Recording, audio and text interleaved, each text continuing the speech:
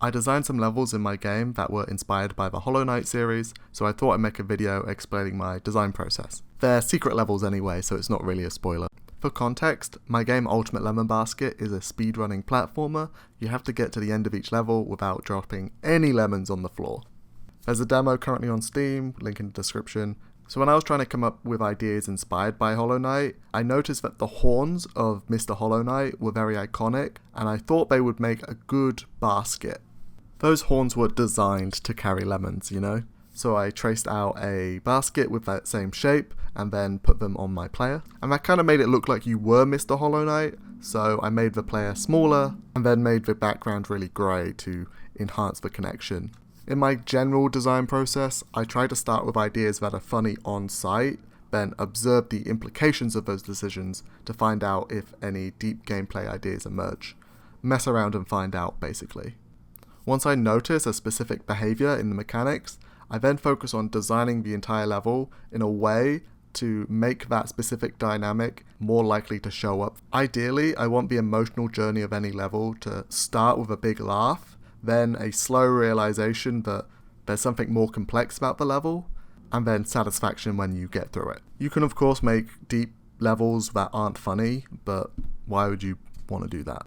Anyway, in this specific level, I noticed that the horns actually caused this hot potato type effect with the lemons. This seemed to happen whenever the lemon fell out of the basket and then was caught, so I added some very simple jumps. I also noticed that this happened the most when you just had one big lemon, as opposed to a lot of very small ones. This is the first level in a set of secret levels, so I didn't want to introduce too many ideas too quickly. You want the first instance of an idea to be simple, and then evolve them in complexity later.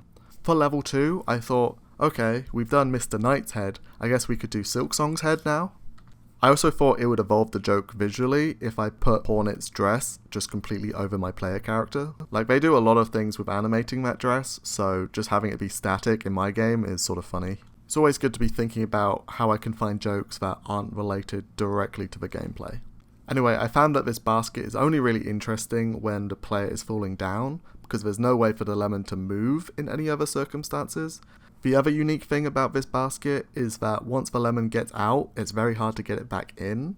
So I made a level where you're constantly falling down, but having to break your fall with these ledges. But the ledges are slightly diagonal, so it's more complicated.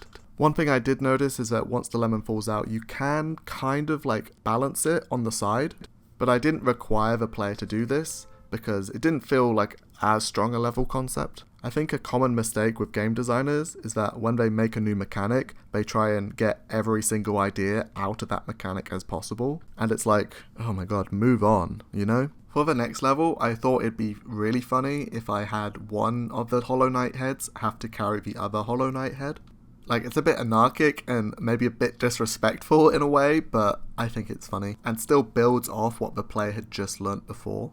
Like, I'm always thinking when I'm designing a level, like, oh, what can I do now which I wasn't able to do before? For example, if I started with this level in this set, then it wouldn't work nearly as well. Ideally, I want the player to juggle this Silksong head a little bit more, but I found that doing this maneuver allowed you to just keep the lemon in the original head, which is also a little bit interesting, so I decided to keep it. This final level is super interesting to me, and I want to find more ways to have this specific dynamic in the main game. Basically, it's the same as the last one, except I've made the lemon a little bit bigger, so it can't fall out of Hornet's head.